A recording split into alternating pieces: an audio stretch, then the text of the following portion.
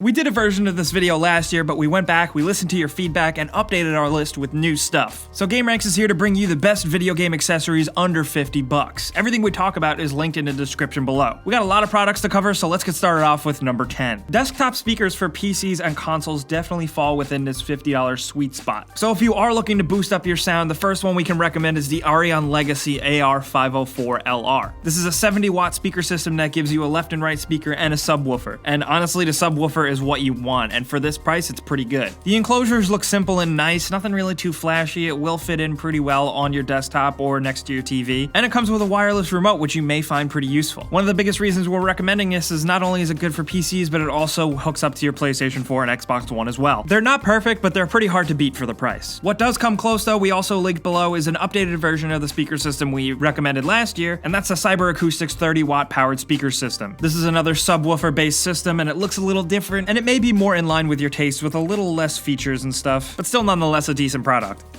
And at number 9, we can recommend the bundled Xbox One chatpad with the chat headset. You can get them both combined for about $30, and the chat headset can plug right into the chatpad. And for the sake of trying to keep this list balanced between PS4, PC, and Xbox One gamers, we think Xbox players are definitely going to want to use this, especially if you want to use the keypad on screen. Now you can use the chatpad to send all the hate messages in Xbox Live to your heart's content. It's important to note that this is compatible with both versions of the Xbox One controller, the older original ones and the newer updated ones. The QWERTY keyboard is actually pretty useful, and I honestly do use it to message my friends occasionally, because sometimes I just don't want to hear their damn voices. But when I do, you know, the basic Xbox chat headset does come in handy. It's easy to use, you can hear your friends, and the quality is decent. For the price, and especially if you don't want something bulky, it can't be beat. Another useful thing about the chatpad is that it actually comes with 2 programmable buttons that you can make it do whatever you want. It's good for programming it to a certain app, or maybe if you want to make it a screenshot button. The chatpad is just a good little device. And at number 8, since I like to include a little VR stuff here and there, we can recommend the PowerA storage case for PSVR. If you are one of the people who jumped on board for a PSVR as an early adopter, I can definitely recommend this storage case thing. I've been using it because honestly, the box that it comes in doesn't really work for any long-term storage. The PowerA case is nice. While it's not going to store every single part and aspect of the PlayStation VR system, it can hold the headset and cables very nicely and very comfortable. And that's good because it's an expensive product and you want to protect it. And since we are talking PS4, we also included a link to the PlayStation 4 camera, which you can usually now find for under 50 bucks. I actually went out of my way to link the old model because the newer updated version, I don't like the way it looks, but that's up to you.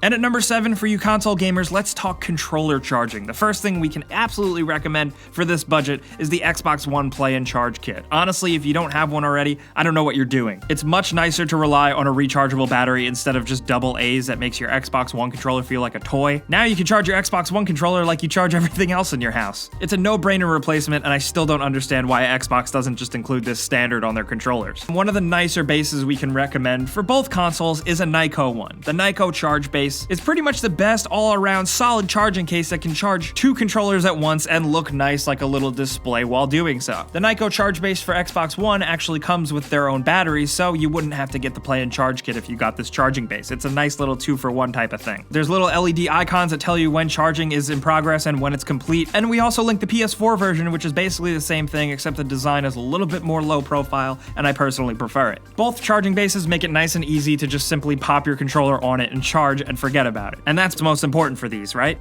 And at number 6, we recommended these last year, got a lot of good feedback from you guys, and they've updated them for the newer consoles, so we're gonna bring them up again. Hide-it mounts are pretty cool, although it might be for a very specific situation for you. What these mounts do is allow you to easily install your console onto a wall. And I know that sounds really crazy, but it's a good application for some people, like some adults with kids who have a habit of touching and turning off all the devices in their home, or maybe a dog that likes to piss on your DVR. Now with the hide-it mounts, you can have these things higher up and out of reach, and I've seen a lot of people mount them basically behind their TV that's mounted on the wall, and it's a really nice look. The designs for most of these for PS4 and Xbox One and even the PS4 Pro are very minimalist and sleek, so you don't really see a lot, and it kind of looks like your console is just floating on the wall. It's very nerve-wracking to have your console just hanging on a wall there. It looks like it could fall off at any moment, but they secure pretty nicely.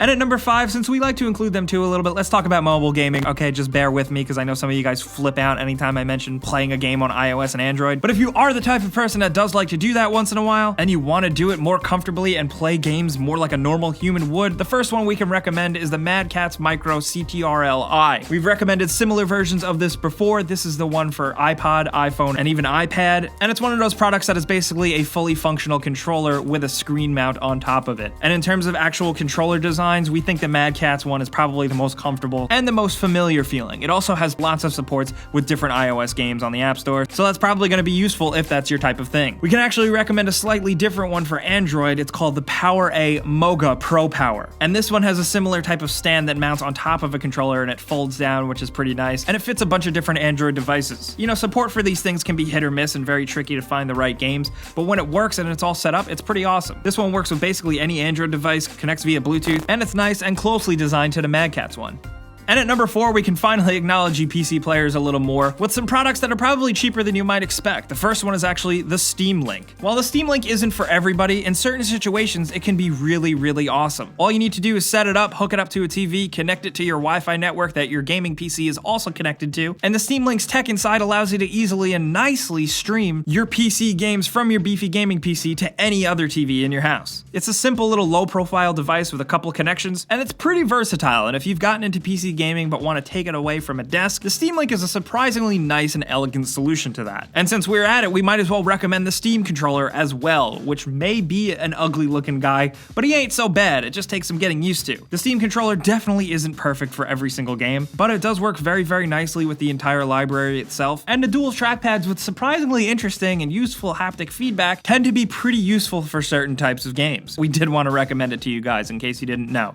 And at number 3, let's talk keyboards, starting off with the Logitech G230. This usually runs a bit higher than $50, but it's also on sale most of the time, most online places, so keep an eye out. This is one of Logitech's most basic gaming keyboards, but it is, thankfully, at least designed with gaming in mind. It's got some pretty nice looking blue backlighting and programmable G keys, which is basically a signature Logitech thing now. It also has 6 different programmable keys, and the WSD and arrow keys are highlighted, which I always think is a nice touch for gaming keyboards. It's also not mechanical because unfortunately you need to pay a higher premium for that level of control, but the connection on this thing is good, it is wired, and it's responsive and useful. We can also recommend Razer's similar product, which I think is a bit more ergonomical than the Logitech one, and that is the Razer Deathstalker. This is the basic version. You have to pay more if you want LED or RGB backlighting, and this is a pretty useful and nice keyboard, although this one, the keys are more chiclet based, so that's really down to your personal preference, but most people live and die by a more mechanical feel. It's got 10 key rollover and a really responsive space bar, and the textured bottom where your wrists rest make this definitely a very comfortable product. And while some people aren't really the biggest fans of Razer or their aesthetics, the basic version of this isn't too obnoxious and it doesn't light up like the 4th of July if that's what you're not into. And at number 2, let's talk gaming mice. The first one we can recommend is the Logitech G230. It's also known as the Daedalus. Logitech has really been stepping it up in terms of their gaming products, and the Daedalus is definitely one of its more simple but probably one of its more comfortable mouse designs. It does do a good job of feeling lightweight but not really that cheap. It also has RGB customizable lighting if that's your thing, and other than that, it's a high DPI optical mouse that pretty much performs up to the standard. The settings can switch up to 12,000 DPI, and it's a pretty responsive mouse. It's simple but effective. We can also recommend the G402, which sometimes hovers over the budget limit, but is also a pretty decent mouse nonetheless. On the flip side, we can recommend the Razer DeathAdder Essential. This is Razer's cheap, basic version of one of their most popular mouses, and this one has a 6400 DPI 4G optical sensor, and actually feels a little bit more ergonomic than the Logitech mouse. This is a tried and true, if it ain't broke, don't fix it type of mouse that a lot of people swear by. It's cheap, it's affordable, but it's pretty accurate and it's comfortable, and it doesn't really light up or distract that much.